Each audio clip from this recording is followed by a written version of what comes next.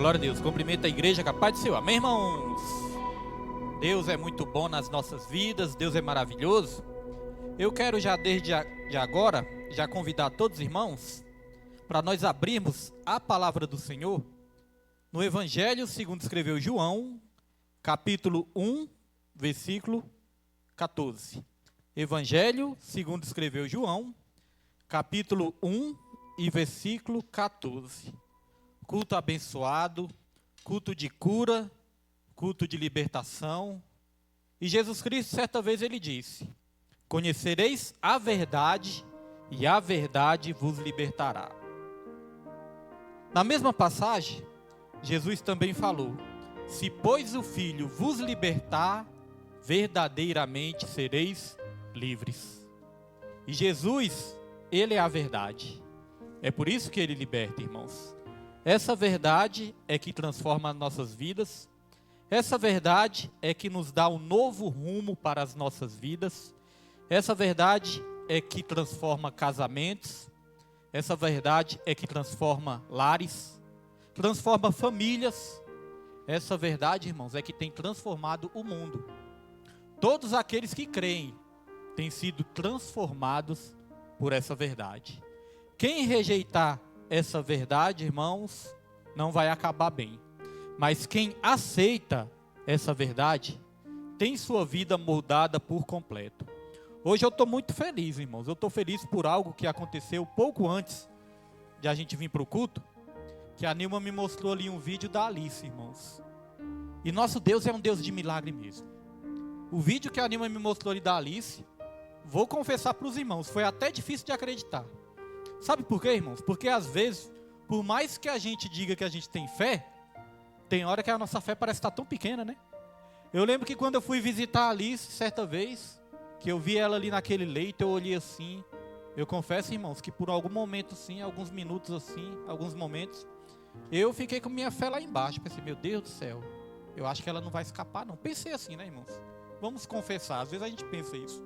Falei, meu Deus, eu acho que ela não vai escapar não. Eu acho que Deus vai levar ela. Porque do jeito que ela estava naquela cama ali, a gente já olhava assim, irmãos, e a fé ia lá para baixo. Mas ainda assim nós oramos, ainda assim nós colocamos nas mãos de Deus. Os irmãos têm acompanhado quantos meses, né, ela está nessa luta. E cada notícia que chega, muitas vezes notícia desanimadora, notícia que muitas vezes assim, a pessoa mesmo que está dando a notícia já está também sem esperança.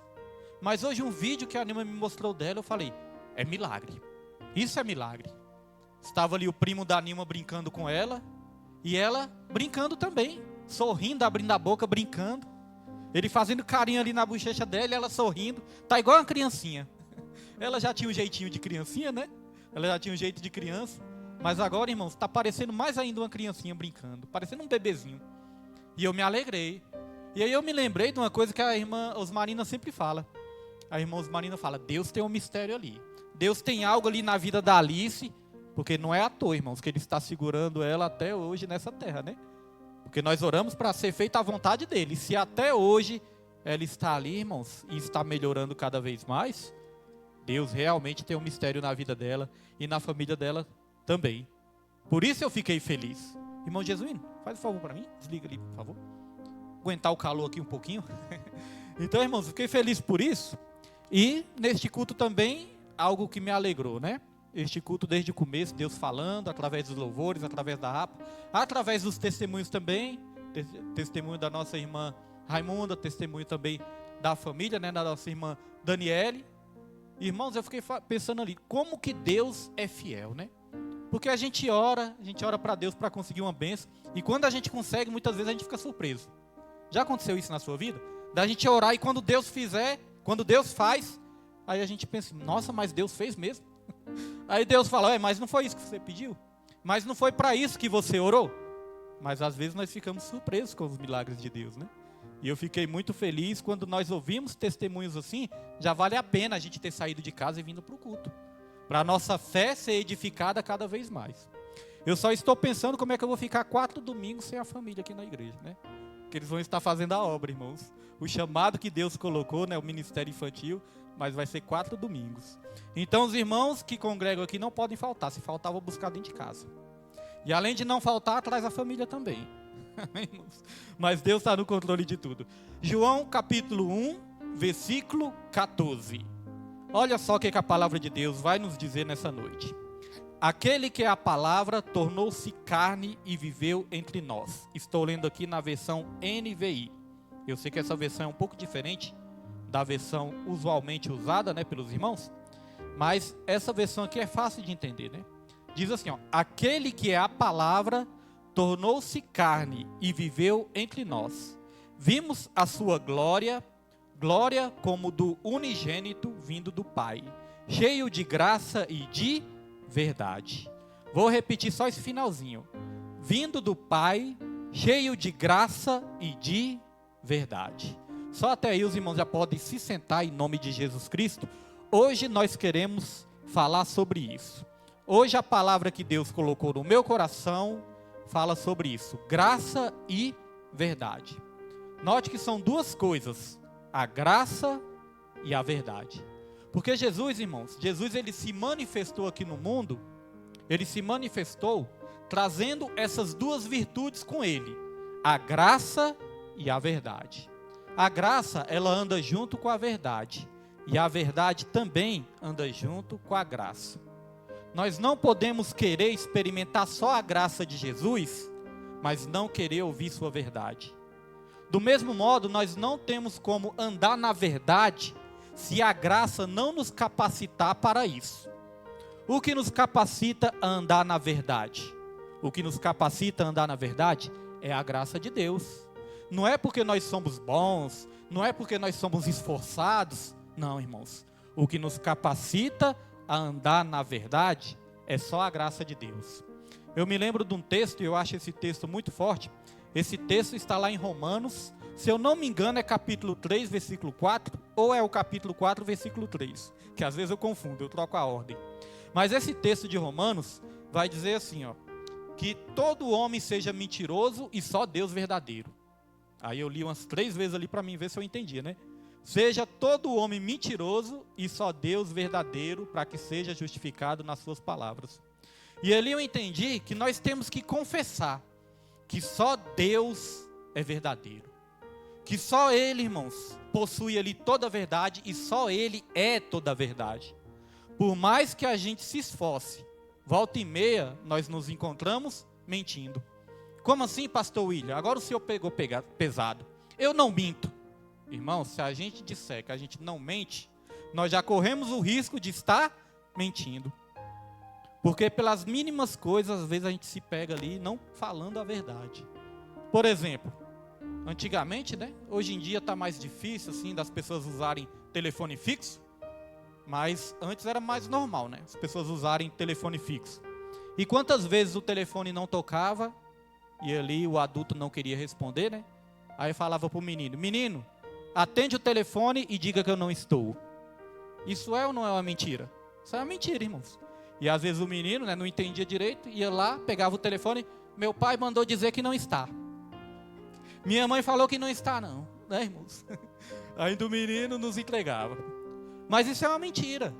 Quantas vezes, irmãos, às vezes a pessoa chega assim, a pessoa chega para nós, fala a verdade. Às vezes a pessoa veste uma roupa ali, você não acha a roupa legal, aí a pessoa chega perto de você, fala a verdade. Pode dizer a verdade, eu estou bem com essa roupa, mas às vezes a pessoa não está bem com essa roupa, né? Com a roupa. E aí nós não queremos contrariar a pessoa, o que nós falamos? Nossa, mas essa roupa está linda. E não está, irmãos, é porque a gente não quer contrariar a pessoa. Então, por mais que a gente se esforce para andar na verdade, volta e meia nós vamos estar mentindo, né, irmãos? Tem gente que fala, tem outros que já ficam ali, né, sem graça de falar. Às vezes, quando a gente é sincero demais, a gente até ofende sem querer, né? Com a nossa sinceridade. Então, irmãos, o que acontece? Muitas vezes também, quando bate no portão, né, a pessoa está batendo no portão, ali, e você finge que não está dentro de casa. Não vou atender não, vou fingir que não estou nem aqui. E às vezes você pode mandar o menino também, vai lá e falar que eu não estou em casa. Aí o menino vai no portão também, meu pai mandou dizer que não está em casa. Isso não acontece também? Então, irmãos, querendo ou não, por mais que a gente tente andar na verdade, a gente não consegue. Por isso que a palavra de Deus fala: seja todo homem mentiroso e só Deus verdadeiro, para que não sejas condenados nas suas palavras. Nós temos que confessar isso, irmãos, que nós precisamos dessa graça dentro das nossas vidas. É por isso que Jesus, ele veio cheio de graça, mas cheio de verdade também. Muitas vezes as pessoas só querem a graça de Jesus, mas não querem a verdade. O médico Lucas, ele escreveu tanto o Evangelho de Lucas como o livro de Atos dos Apóstolos também. Foi ele que escreveu os dois. E eu lembro que quando o médico Lucas escreveu Atos dos Apóstolos, ele chegou para o excelentíssimo Teófilo e ele falou: ó excelentíssimo Teófilo, eu vim aqui relatar tudo que Jesus fez, mas tudo que ele ensinou também. Não somente o que Jesus fez, mas o que ele ensinou. Às vezes as pessoas procuram Jesus só por aquilo que Jesus faz, mas não buscam a Jesus por aquilo que ele ensina. Às vezes quer aquilo que Jesus opera, mas não quer aquilo que Jesus ensina. Vou dar um exemplo aí que acontece na maioria das igrejas. Se você fizer uma campanha de bênção, campanha de milagre, chamar o super profeta, colocar uma faixa na frente da igreja, sair divulgando para todo mundo dessa campanha, falar: vai ser campanha de milagre, vai ser campanha de bênção, vai ser campanha de vitória. Irmãos, a igreja lota, a igreja enche. No começo do nosso ministério, lá no Sol Nascente, a gente seguia as orientações do pastor, né? Pastor presidente, a gente fazia campanha. A gente fazia campanhas ali de sete semanas, né, seguidas. Quando era o culto de libertação, a gente fazia também campanhas. E ali nas campanhas a igreja enchia. Mas depois da campanha de 7 semanas, a gente fazia o culto de agradecimento. Quando era o culto de agradecimento, irmãos, as pessoas já sumiam do culto. Acredite se quiser, as pessoas já sumiam. E muitas vezes a gente lembrava daquela passagem dos 10 leprosos, que os 10 foram curados, mas apenas um voltou para agradecer. Quando acabava o culto de campanha, eram poucos que voltavam para agradecer, irmãos. Então, às vezes, as pessoas querem a graça de Jesus, mas não querem andar na verdade de Jesus. Às vezes, as pessoas querem a bênção de Deus, mas não querem fazer aquilo que o Senhor manda. E certa vez, Jesus Cristo, ele chegou e falou: por que vocês me chamam Senhor, Senhor, se não fazem o que eu mando? Então, Jesus, ele só é Salvador de quem ele é Senhor. Para nós aceitarmos Jesus como nosso Salvador, nós temos que aceitar Ele como Senhor também. E o Senhor manda e nós fazemos o quê? Obedecemos o nosso Deus, né? Mas Jesus, ele veio sobre essa terra cheio de graça e de verdade. A graça nos perdoa, mas a verdade nos confronta muitas vezes. E quantas vezes as pessoas não querem o confronto? Como eu disse, se nós fizermos uma campanha de vitória, vai aparecer muita gente para participar dessa campanha de vitória. Mas quando é uma escola bíblica dominical, quando é um estudo bíblico da palavra, quando é um culto de doutrina, a igreja não é cheia da mesma maneira que é numa campanha. Por quê? As pessoas querem a graça, mas as pessoas não querem a verdade. Se a gente for numa casa fazer uma oração e declarar a vitória, profetizar a vitória, a pessoa vai ficar toda alegre. Mas se a gente falar: olha, Deus manda dizer, conserte a sua casa, senão certamente você morrerá. É perigoso a pessoa ficar com raiva da gente e nunca mais olhar na nossa cara. Por quê? Porque as pessoas querem a graça, mas as pessoas não querem a verdade de Deus. E aqui eu quero dar 2 exemplos de graça e de verdade. 2 exemplos na palavra do Senhor. O primeiro exemplo foi quando Jesus perdoou aquela mulher adúltera. Todos conhecem essa história, né? Só vamos resumir aqui. Jesus, ele estava ali, frente a frente com vários religiosos, e esses religiosos trouxeram até Jesus uma mulher que foi pega em flagrante de adultério. E aí eles queriam o quê? Apedrejar aquela mulher. Eles já começaram ali mostrando toda a sua religiosidade e toda a sua hipocrisia, porque a lei de Moisés mandava não levar só a mulher para ser apedrejada, mas a lei de Moisés mandava também levar o homem que adulterou com a mulher. Mas eles, hipócritas, levaram só a mulher. Isso realmente tinha na lei. Quem cometesse adultério tinha que morrer apedrejado, fazia parte da lei. mas eles levaram só a mulher. Talvez aqueles religiosos que estavam ali querendo apedrejar aquela mulher, talvez um deles ali era o adúltero também, né, que tinha adulterado juntamente com ela, ninguém sabe, a Bíblia não fala, mas talvez um daqueles que queria tirar a pedra, pode ser que esse também que adulterou com ela. Pode ter pensado, vou logo me livrar desse problema também, a gente mata a mulher e ninguém vai saber de nada. Mas ali tinha vários religiosos também, irmãos, mas esses religiosos, eles não queriam aprender com Jesus, na verdade eles queriam provar Jesus.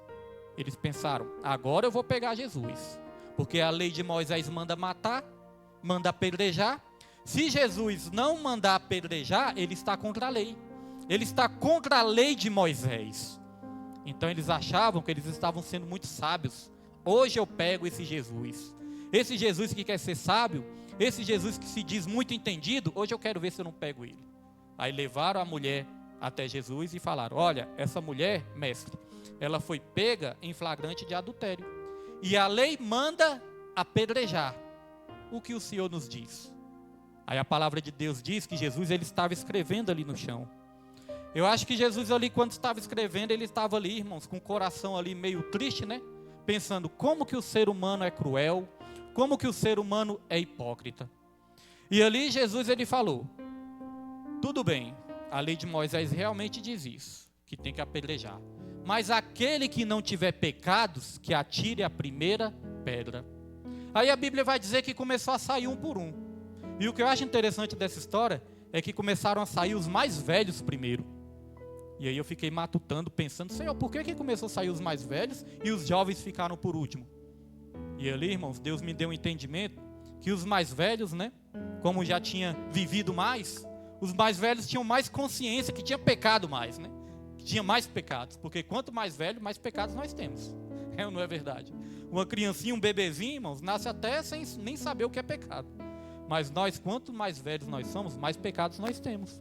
Então começaram a sair os mais velhos. Os mais velhos tinham mais consciência que tinha pecado. E diz que os jovens ficaram por último. E aí eu fiquei pensando também, e por que os jovens ficaram por último, irmãos? É porque os jovens, eles estão ainda, né, naquele entendimento, eles estão ainda naquele espírito do nada a ver. O jovem tem essa questão do nada a ver. Ah, nada a ver. Muitas vezes nós ensinamos, ó, isso aqui é pecado. Ah, pastor, isso aí não tem nada a ver não. Às vezes a mãe e o pai ensinam, ó, isso aqui não pode. Ah, pai, isso não tem nada a ver. Ah, mãe, isso não tem nada a ver. Então o jovem tem mais dificuldade para reconhecer o que é pecado e o que não é pecado. Ah, isso aqui não dá nada não. Então começaram a sair os mais velhos. Os jovens saíram por último, mas saíram todos. Acho que os jovens olharam assim, né, quando viram que os mais velhos tinham saído também. Os jovens pensaram bem e pensou, rapaz, mas não é que eu também tenho muito pecado? E saiu também, não ficaram ninguém. Aí Jesus perguntou, mulher, cadê os seus acusadores? Ninguém te condena? Se ninguém te condena, eu também não te condeno. Vá e não peques mais. Deu para perceber que Jesus ele manifestou ali a graça e a verdade? Quando ele falou, mulher, se ninguém te condena, eu também não te condeno. Isso é o quê? A graça. Mas quando Jesus falou, agora vá e não peques mais, isso é o quê? A verdade. Quando nós chegamos para evangelizar as pessoas, nós temos que chegar com a graça, mas nós temos que chegar com a verdade também, irmãos. Muitas vezes nós vamos ser usados para confrontar, e muitas vezes nós vamos ser confrontados também. Então esse é o primeiro exemplo. Segundo exemplo que eu quero dar, é aquele paralítico do tanque de Betesda. A Bíblia fala que aquele paralítico já estava ali há 38 anos. Você imagine uma pessoa viver 38 anos esperando pela graça de Deus, para que a graça de Deus alcançasse a vida dele. Muito tempo sofrendo, é muito tempo de sofrimento. E a Bíblia fala que naquele tanque de Betesda ali, o pessoal ficava esperando as águas serem movimentadas pelo anjo.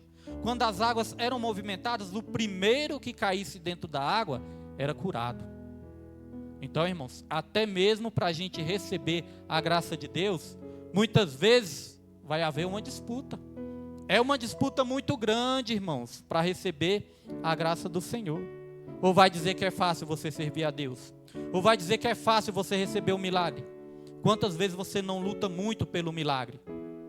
Aqui no culto, aqui, né, no culto das quintas-feiras, aqui na igreja. Os irmãos sabem, a igreja passou por um vento, depois daquele evento ali, muitas dificuldades nós começamos a enfrentar. E aí eu fico observando os impedimentos que acontecem. Às vezes para as pessoas estarem na igreja, né, estarem nos cultos, acontece muito impedimento. Estava tendo impedimento, como foi dito, né, na vida do irmão Jesuíno. Estava tendo impedimento na vida da minha filha também. Aí a Alice mudou lá para longe. A Alice mudou para lá, né?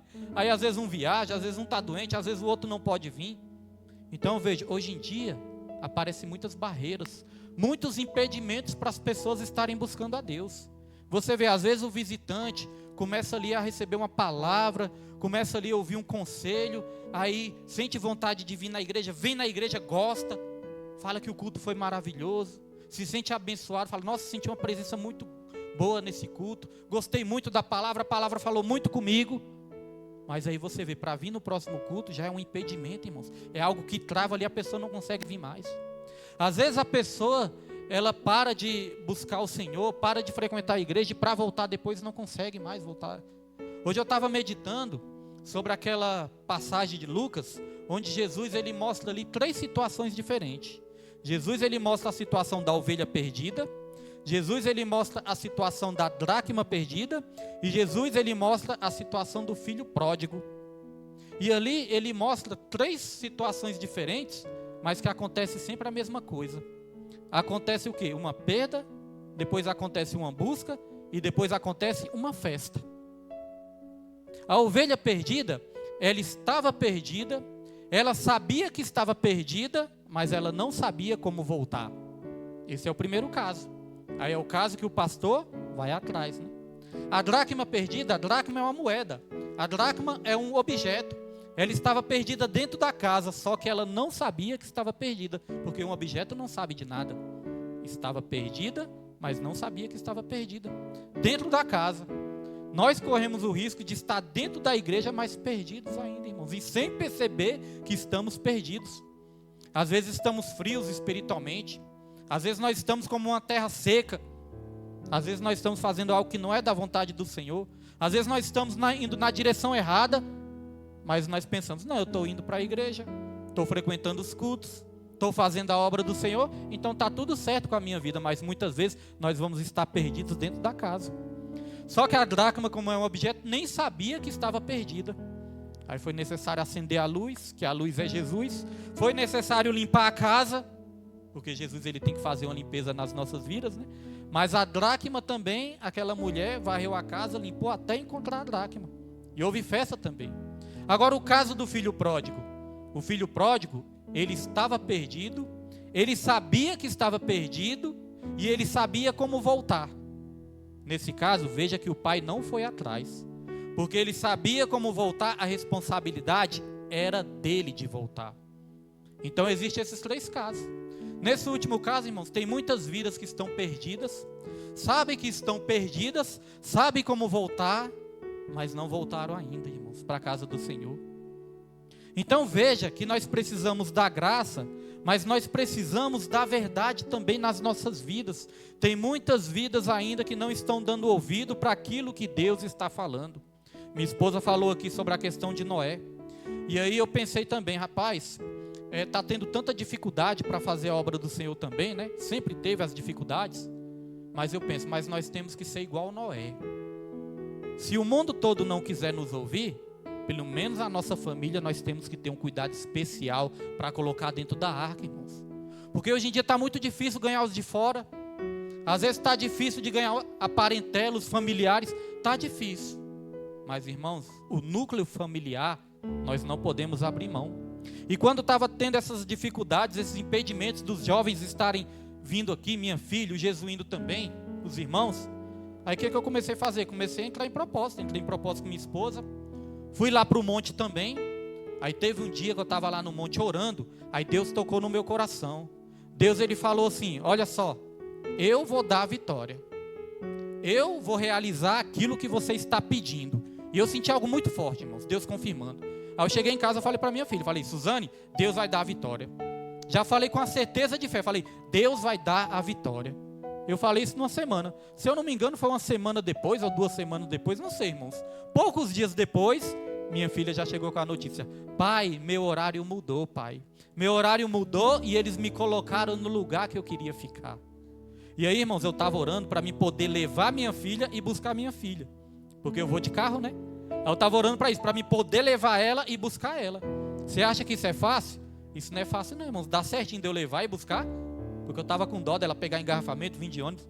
Irmãos, a maneira que Deus trabalhou, a maneira que Deus fez, deu certinho para me levar ela, buscar ela e ainda colocaram ela no cargo que ela queria, irmãos. Tudo para a glória do Senhor.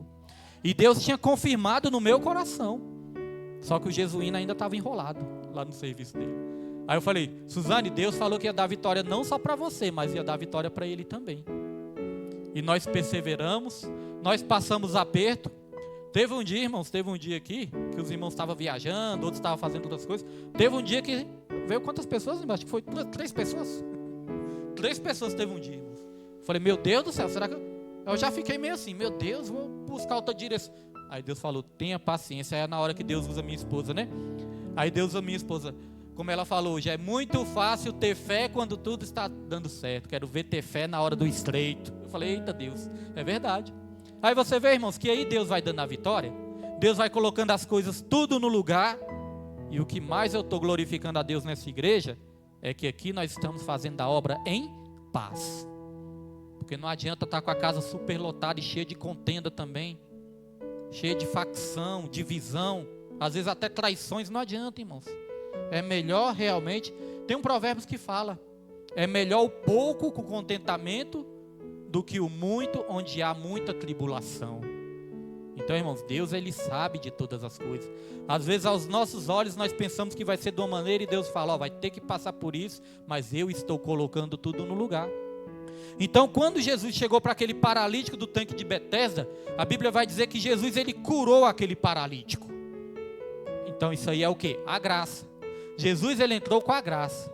Mas a Bíblia vai dizer que aquele paralítico ficou andando por ali e saiu contando para todo mundo. Foi Jesus que me curou, foi Jesus que me sarou, saiu contando para todo mundo.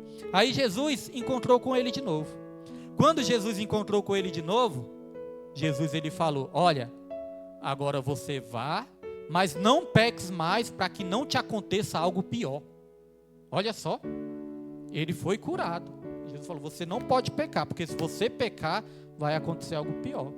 Eu entendo, irmãos, que tem algumas coisas nas nossas vidas que é por causa de pecado, né? Nem tudo é por causa de pecado, mas tem coisas que é por causa do pecado. Então, quando Jesus curou aquele paralítico, Jesus ele entrou com a graça. Mas quando ele falou, vá e não peques mais, Jesus ele entrou com a verdade, irmãos. E nós vivemos uma geração, que essa geração só está falando do amor de Deus, mas não está falando do juízo de Deus. Às vezes a gente acompanha pelas redes sociais, ou até mesmo com pessoas que nós conversamos. Quando as pessoas são confrontadas com o pecado, as pessoas falam, mas Deus é amor, o que importa é amor, Deus é amor. Vou dar um exemplo aqui. A Bíblia condena a homossexualidade. A Bíblia não manda a gente odiar os homossexuais, discriminar, não. A Bíblia manda a gente amar, pregar, abraçar. Mas a palavra de Deus, ela condena a homossexualidade. Não é o pastor que inventa, é a palavra do Senhor que condena a homossexualidade. Então, muitas vezes, eu vejo alguns debates, às vezes vejo ali alguns pastores pregando, vejo os comentários das pregações, e uma das coisas que as pessoas mais falam hoje em dia é isso. As pessoas falam, mas espera aí, o que importa é o amor. Não importa se um homem está amando o outro homem, o que importa é o amor, porque Deus é amor. Aí as pessoas ainda começam a confrontar os crentes. A pessoa fala que é crente, mas que crente é esse? Porque o Deus que eu conheço fala de amor, que nós temos que amar. Então o que importa é o amor. Esses crentes não estão amando. As pessoas acham que amar é só falar aquilo que elas querem ouvir. Mas amar é muitas vezes a gente falar aquilo que é preciso ouvir, mesmo que a pessoa não queira, irmãos. Uma mãe, quando corrige um filho, nem sempre o filho vai gostar. Mas a mãe corrige porque ama. O pai, quando corrige, é porque ama também. Nem sempre o filho vai gostar, mas são verdades que têm que ser ditas. Então, às vezes a pessoa fala isso, mas Deus é amor, Deus é amoroso, então não importa se é homem com homem, mulher com mulher, o que importa é o amor. Quando os ímpios estão falando isso, quando são pessoas que ainda não conheceram a Deus estão falando isso, a gente ainda entende. Mas sabe o que é pior? O que é pior é que hoje em dia muitos que se dizem pastores estão ensinando isso também. Você sabia disso? Eu conheço pastores, e às vezes até ouço o que esse pastor está falando, que é para a gente alertar a igreja. Tem pastores que já estão pregando isso, que estão pregando que homossexualidade não leva para o inferno. Só que quando você vai olhar na carta aos Coríntios e também em Apocalipse, a palavra de Deus fala: ficarão de fora os idólatras, os bêbados, os ladrões, os maldizentes, os mentirosos, os afeminados. É a palavra de Deus que fala isso, irmãos. E eles estão distorcendo a palavra. Tem muitos falsos pastores pregando a graça, mas não está pregando a verdade. A graça é a capacitação de Deus. A graça são as bênçãos do Senhor. Quando a gente fala assim, essa mulher é uma agraciada, ou esse homem é um agraciado. Agraciado, irmãos, e agraciada, lá no grego ou no hebraico, quer dizer o quê? Alcançado. Nós somos agraciados porque nós fomos alcançados pelo amor de Deus. Mas tem muitos que estão pregando só essa graça, não prega o juízo, não prega a verdade. E eu vejo vários pastores pregando isso. Quando eu era um novo convertido, eu recebi um livro. Olha só como o diabo é sagaz. Quando eu me converti, aí o diabo já viu ali, já conhecia a minha vida, né? Porque o diabo, ele conhece a nossa vida, irmãos. Você sabia disso, né? O diabo, ele tem milênios de anos de experiência. O diabo, ele é muito mais experiente do que nós. Se a gente não tiver o Espírito Santo, a gente é enganado facinho por ele. A gente é enganado. É por isso que a Bíblia fala, se possível, até os escolhidos seriam enganados. Seriam enganados, porque os escolhidos não são enganados, porque os escolhidos, eles têm o Espírito Santo e conhecem a palavra. Mas o diabo, ele já conhecia a minha vida. E quando eu estava no mundão, o diabo nem mexia comigo. Já estava indo para o abismo mesmo, para que ele ia mexer comigo, né? O diabo, ele deixava eu fazer tudo que eu queria. O diabo. Às vezes a pessoa acha que liberdade é fazer tudo o que quer. Não, lê do engano. Liberdade, irmãos, é você ter o poder de dizer não para muitas coisas que você quer fazer, mas você não pode fazer. Liberdade não é você fazer tudo o que quer. Liberdade é você fazer tudo o que é preciso fazer as coisas certas e não as coisas erradas. Quem é escravo da bebida, das drogas, não é livre. Então liberdade é você ter o poder de escolha, o poder de dizer não. Um drogado não tem esse poder de dizer não. Ele está ali preso nas drogas. E a Bíblia fala, todo aquele que comete pecado é escravo do pecado. Então o diabo sabia que eu gostava de ler. Falou, olha, esse aí está se convertendo. Esse aí ele gosta de ler. Então já sei como eu vou derrubar ele. Olha como o diabo é sagaz. Porque eu estava sempre lendo a Bíblia. Quando eu me converti, eu comecei a ler a Bíblia. Comecei a ler livros. Até as revistinhas, né, da escola bíblica. Eu vi lá na estante da minha avó. Falei, vó, que revista é essa? Aí minha avó falou, essa é a revista dos estudos bíblicos. E eu, deixa eu ver aí, vó. Comecei a ler, irmãos. Meu coração queimou. Na primeira vez que eu li uma revistinha daquela. Meu coração queimou. Falei, vó, mas essa revista é muito boa. Não parei mais de ler a revista dos estudos bíblicos, irmãos. E me faz muito bem. Às vezes eu estou ali amargurado. Às vezes eu estou triste. Às vezes eu estou desanimado com alguma situação. Começa a estudar ali o estudo bíblico, irmãos. Meu ânimo muda. Meu ânimo muda. Então, eu comecei a ler. Aí sabe o que o diabo fez? O diabo colocou uma pessoa perto de mim. Hoje em dia eu tenho certeza. O diabo colocou uma pessoa perto de mim. E essa pessoa falou, você está indo para a igreja, William? Eu falei, tô. Você está indo, você está estudando, já estudou sobre isso, já estudou sobre aquilo. Eu falei, rapaz, eu tô começando a estudar agora. Aí, irmãos, esse senhor, né, que chegou perto de mim, ele falou, vou te dar um livro. Esse livro, ele se chamava Graça sobre Graça. O nome já era bonito, né? Graça sobre Graça. E aí eu comecei a ler esse livro. Irmãos, quando eu comecei a ler esse livro, as primeiras páginas que eu comecei a ler, eu comecei a gostar. Porque esse livro pregava uma graça, irmãos, que era aquela graça barata, né? Pregava aquela graça barata. O livro falava, olha, Deus não condena isso, e é bom, isso aí que as pessoas muitas vezes fazem, não tem problema nenhum, isso aí não tem nada a ver, isso não tem nada de errado, Deus não reprova isso, Deus não reprova aquilo. Nas primeiras páginas eu comecei a gostar, eu falei, rapaz, então é bom. Não precisa ir para a igreja, não precisa congregar. O livro falava exatamente isso. Quem tiver curiosidade, né? Eu não recomendo que leia, mas quem tiver curiosidade, pesquise. O livro falava exatamente isso. não precisa congregar, não precisa ter igreja, pode ser desigrejado mesmo, não precisa tomar ceia, não precisa se batizar. Esse negócio do batismo foi distorcido e nos estudiosos e não sei o que. Irmãos, distorcia toda a palavra de Deus, inventava vários livros ali, vários autores de livros, para distorcer tudo que a palavra de Deus falava. Aí eu comecei a estranhar, eu falei, mas espera aí, tudo que a minha Bíblia diz que nós temos que fazer, esse livro está dizendo que não precisa fazer? Como é que é isso? E eles distorcem usando a própria palavra de Deus. Por isso que no evangelismo, quando os irmãos estavam pegando aquele livro lá, né, eu comecei a alertar, olha, cuidado com esse livro aí. Então, irmãos, eles distorcem usando a palavra de Deus. É como esse copo de água. Eu posso beber esse copo de água aqui todinho, que não tem nada. Não vai me fazer mal. Mas se pingar uma gotinha de veneno aqui dentro, uma gotinha, pode me matar. Então, uma pequena distorção na palavra de Deus pode nos matar espiritualmente. E aí, esse Senhor me deu esse livro, eu comecei a ler. Irmãos, chegou um momento que o Espírito Santo ele trabalhou dentro de mim, que todas as vezes que eu pegava o livro para ler, eu passava mal. Eu estava passando, era mal, irmãos. Às vezes, só de olhar para o livro, eu começava a passar mal. O estômago começava a embrulhar. Aí eu falei para minha esposa. Eu achava assim que eu ia passar mal ali na hora, né? O estômago embrulhava assim. Aí eu falei para minha esposa.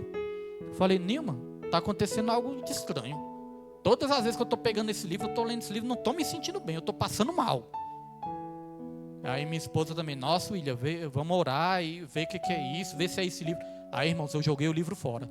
Joguei o livro fora. Depois que eu joguei o livro fora, é que eu comecei a voltar a sentir a presença do Senhor. Comecei ali a ter mais prazer na palavra do Senhor.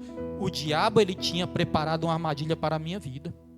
Eu já percebi que eu tenho um discernimento que quando alguma coisa está ali, irmãos, uma batalha espiritual, eu começo a passar mal, eu começo a suar frio, meu estômago começa a embrulhar quando tem algo espiritual acontecendo. Certa vez nós fomos, os meninos foram louvar fora, né? E nós fomos visitar uma igreja. Os meninos, eles iam louvar. Na hora que os meninos foram apresentados para louvar, o irmão Jesus começou a tocar o teclado, ministrar, as meninas começaram a pegar o microfone. Pouco antes dos meninos começarem a louvar, aí eu comecei a passar mal desse jeito.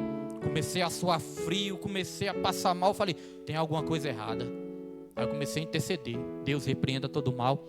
Aí na mesma hora o Jesuíno nem é de fazer isso, mas na mesma hora o irmão Jesuíno falou, irmãos, antes da gente louvar, eu quero convidar a igreja para a gente fazer uma oração. E as mesmas coisas que eu estava orando, o irmão Jesuíno começou a orar lá no microfone, irmãos, para todo mundo ouvir. Para repreender todo o mal, todo impedimento no mundo espiritual. E depois disso, parei de passar mal e o louvor foi uma bênção. É a batalha espiritual. Então, isso vem através da graça de Jesus. A graça é uma capacitação sobrenatural, irmãos, que Deus nos dá para a gente viver a verdade de Deus. Então, nós temos que ter cuidado com aquilo que o diabo ele coloca na nossa mente. Tem muitas mentes confusas aí, achando que está tudo bem. Só que elas estão indo pelo caminho errado. Estão indo pelo caminho contrário que Deus mandou. Mas elas estão achando que está tudo certo. Ah, eu vou na igreja de vez em quando eu visito uma igreja e está tudo certo. Engano de Satanás, irmãos. O diabo, ele cega o entendimento de muitos, para que as pessoas fiquem cegas. E aí, sobre a questão da graça e da verdade, tem um texto que a palavra de Deus nos ensina algo muito forte, e eu vou pedir para o Pedro colocar aí.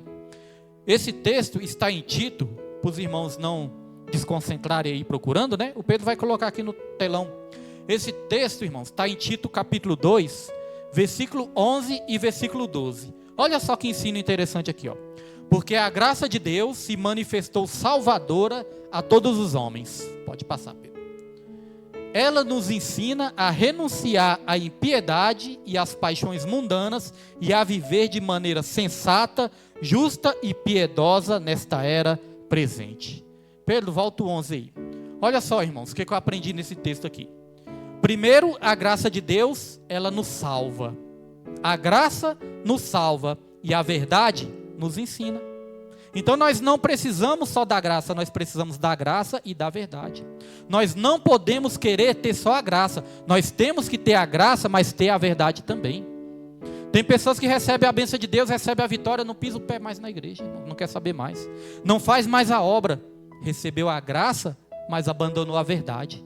Então olha só, a graça de Deus se manifestou salvadora a todos os homens. A graça nos salva. Pode passar pelo versículo 12.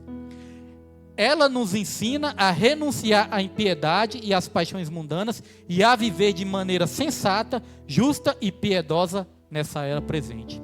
A graça, nós podemos dizer que ela nos salva, ela nos ensina, mas como que ela nos ensina? Ela nos ensina através da verdade. Nem tudo que você aprende é ensino.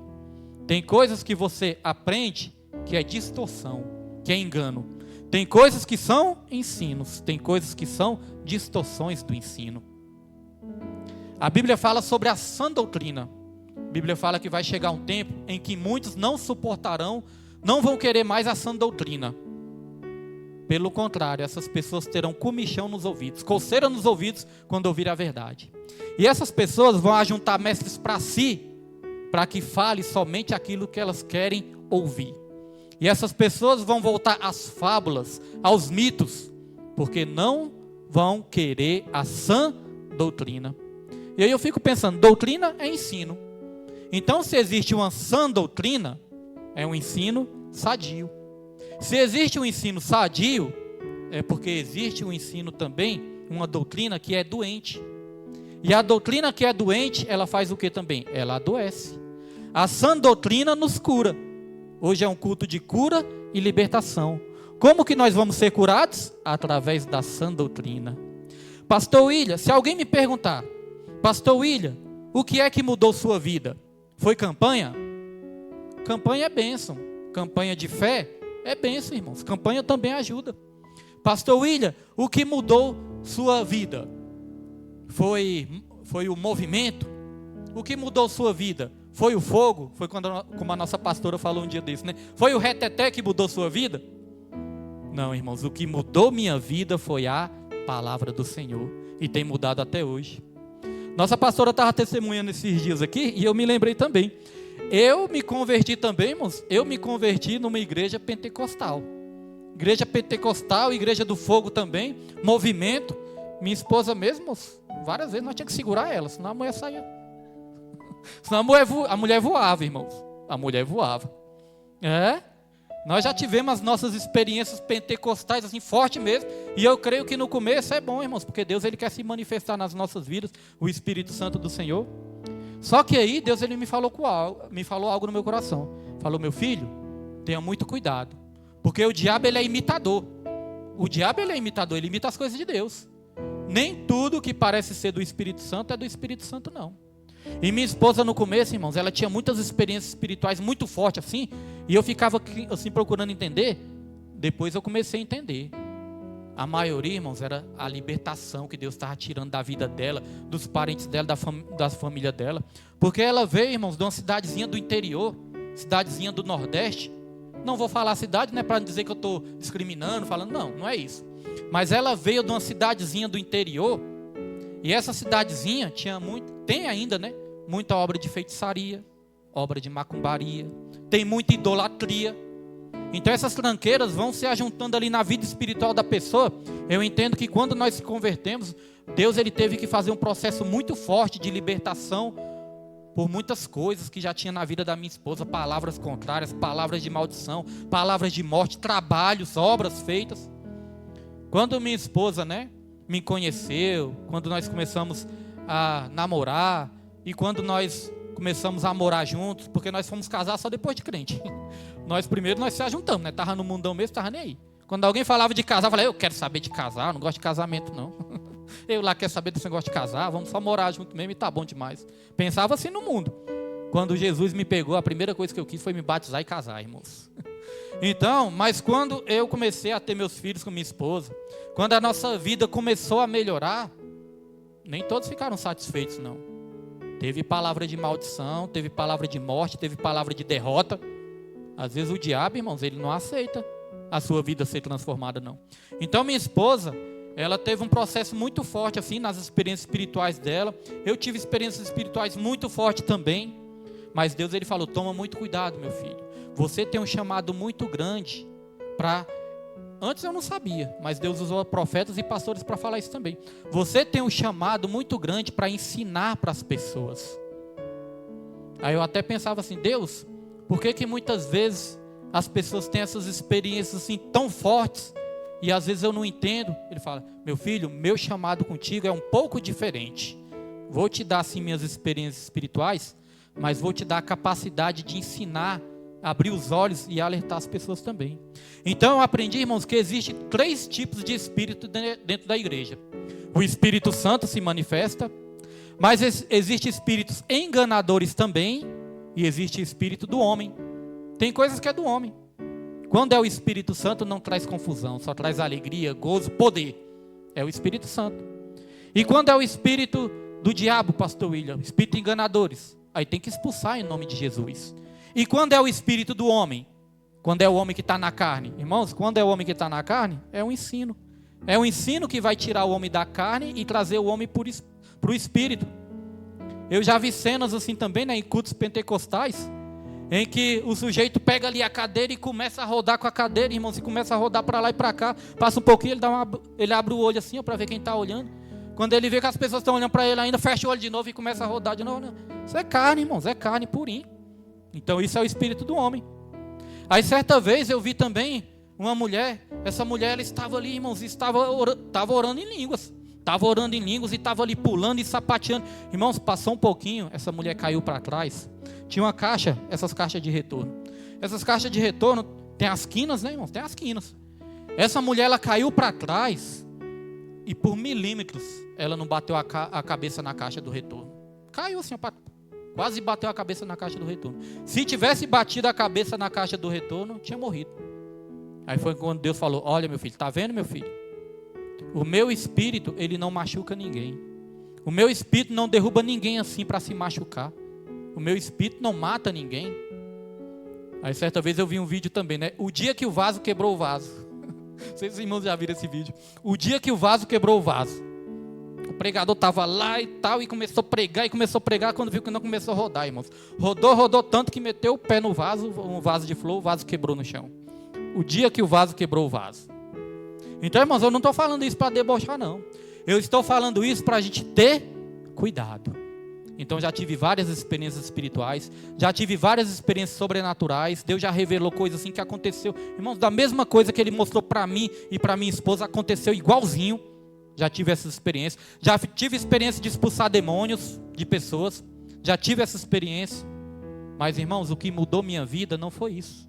O que mudou minha vida foi o estudo e a prática da palavra de Deus. O que mudou e o que tem mudado minha vida foi o estudo da palavra do Senhor. Certa vez Jesus ele deu autoridade para os discípulos. Jesus ele falou: ó, vocês vão ir, vocês vão curar, vocês vão fazer milagres e vocês vão expulsar demônio. Pode ir. E Deus deu autoridade para os discípulos.